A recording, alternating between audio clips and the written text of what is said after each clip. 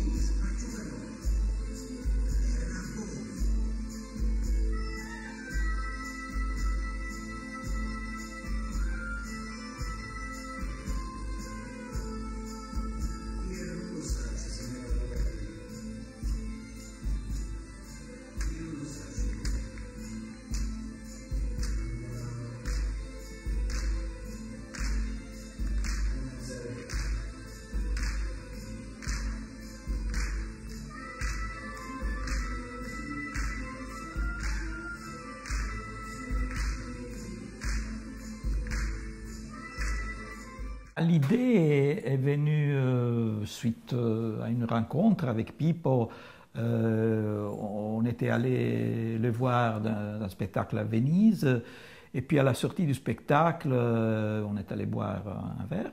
Et Pippo m'avait un peu fait part d'un désir qu'il avait qu'on pouvait filmer un de ces spectacles, mais pas dans un théâtre, mais à l'extérieur, comme ça. Le spectacle, c'était Barboni.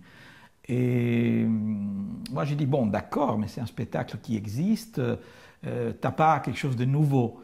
Ben, en fait, il a dit, oui, j'ai un contrat pour un spectacle, mais c'est un spectacle dont j'ai absolument rien. J'ai peut-être un titre qui serait Orchidée. J'ai pas de texte, je ne sais pas ce que je vais raconter, etc., etc., etc. C'est ça. Alors j'ai dit, mais ça c'est beaucoup plus intéressant, parce que, bon, nous aussi, en ce qui concerne un peu le cinéma qu'on fait, on est sur un chemin un peu de recherche, je peux dire, par rapport au langage cinématographique, c'est-à-dire d'essayer d'épuiser à tous les potentiels du langage, etc. Et je pense que les documentaires, beaucoup plus que la fiction, se prêtent à ça parce que on n'a pas de texte. C'est-à-dire, on est, je pense d'une certaine manière, obligé à laisser tomber des a priori, d'avoir des schémas, d'avoir une tendance à imposer déjà un regard préétabli sur quelque chose, mais c'est plutôt une attitude d'ouverture, c'est-à-dire de s'ouvrir face à la réalité, etc. Et dans ces cas, ça aurait été une réalité qu'on ne connaissait pas, c'est-à-dire quelque chose qui aurait été une découverte pour Pippo et pour nous. Voilà.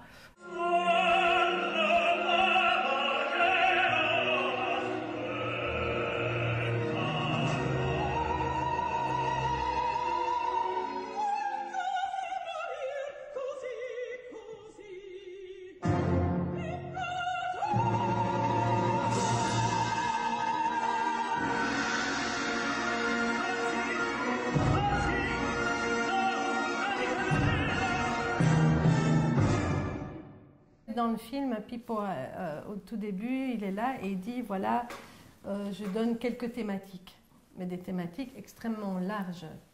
Oui. Le vrai, le faux, le labyrinthe, l'illusion, le suicide. Après, il a enlevé le suicide, une messe laïque, puis il a enlevé la messe laïque aussi, et puis peut-être un peu orchidée. Voilà.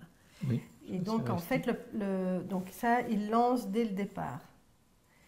Ils prennent note des thématiques et puis chacun travaille dans son coin, avec sa sensibilité, avec son histoire, avec son corps, etc.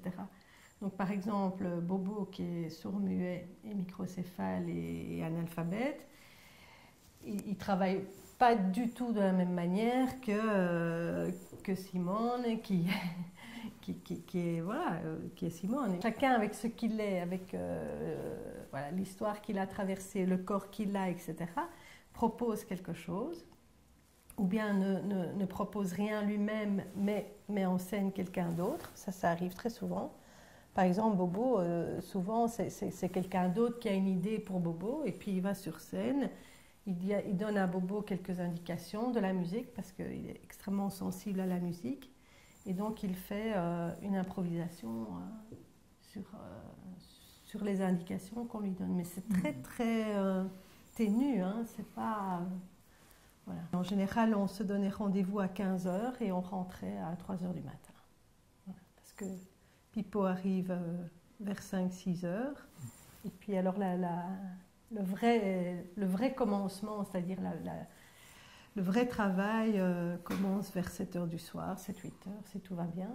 Avant ça, il y a des lectures, des échauffements, la vie. Des attentes, des longues attentes. Voilà, de très longues attentes. Ouais.